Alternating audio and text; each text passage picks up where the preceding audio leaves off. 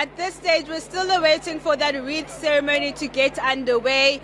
We've got thousands of EMS personnel here, firefighters, the public at large, as well as public servants who are here not only to honor the lives of those who laid down their lives in order to save those public servants, but they're also here to celebrate. I mean, quite earlier on we had a somber mood, but that mood has really picked up.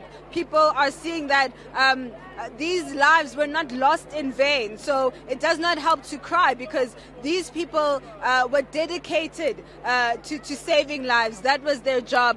Xoli, I'm just going to quickly take you to Platoon Commander Makolo, who's just going to tell us exactly the conditions that firefighters have to work under and the kind of work that they do. We save in life.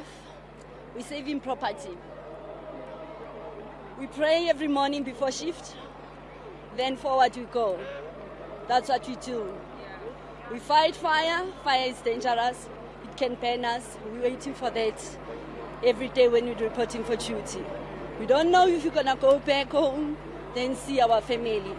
But we soldier on. That's what we do every day when we report for duty. What has this loss meant for other firefighters? It's horrific. We're traumatized.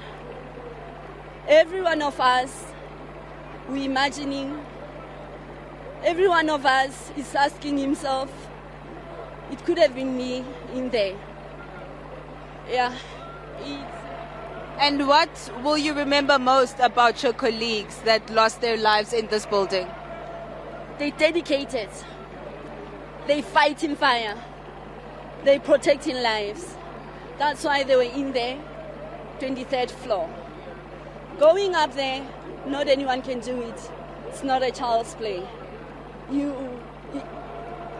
It's a calling. Our work is it's something between us and God. It's not just a work. Yeah. And just lastly, what would your plea be maybe to building owners on keeping with compliance regulations in order to make the work of firefighters easier? I'm standing here begging them not to send us to death trap. It's us who are facing the horrific of the building that they know that it's not complying. We're begging them. We're here to save life. Not intentionally to go in this building to death traps. Thank you so much. Our condolences. That, as you can hear from the platoon commander, Khumujo, fighting back tears, they're saying that she's begging building owners, government, to really uphold those safety and occupational health regulation standards in order to make the work of firefighters easier and not to send them into death traps. Now, in a few minutes, we are running a little late. We were meant to start that wreath-laying ceremony at around 10 a.m., but we do expect proceedings to begin anytime soon now. All right, Sleep, before I let you go, just listening to the platoon commander you were speaking to there, I think the words that ring in my head right now is her pleas not to be sent to death traps. Take us back to yesterday, those public servants who were being relocated to other building, that process not going as smoothly as expected.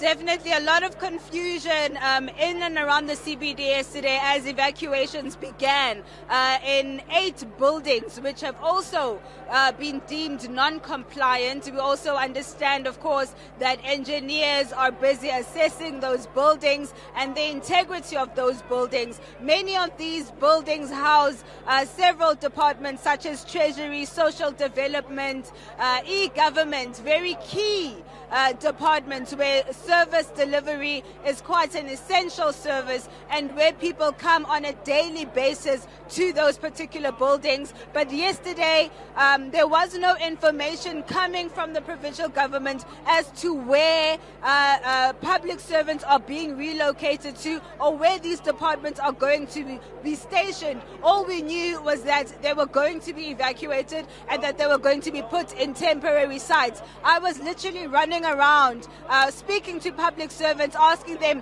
where's your department going? Helping other members of the public who were also trying to get to those particular departments, many of them going back home disappointed and having not received those services. So I think it's going to be quite an interesting next couple of days and weeks as to see how these evacuations pan out and whether there will be a list at least provided to the public in order to inform them on where to go when they are looking for a particular department.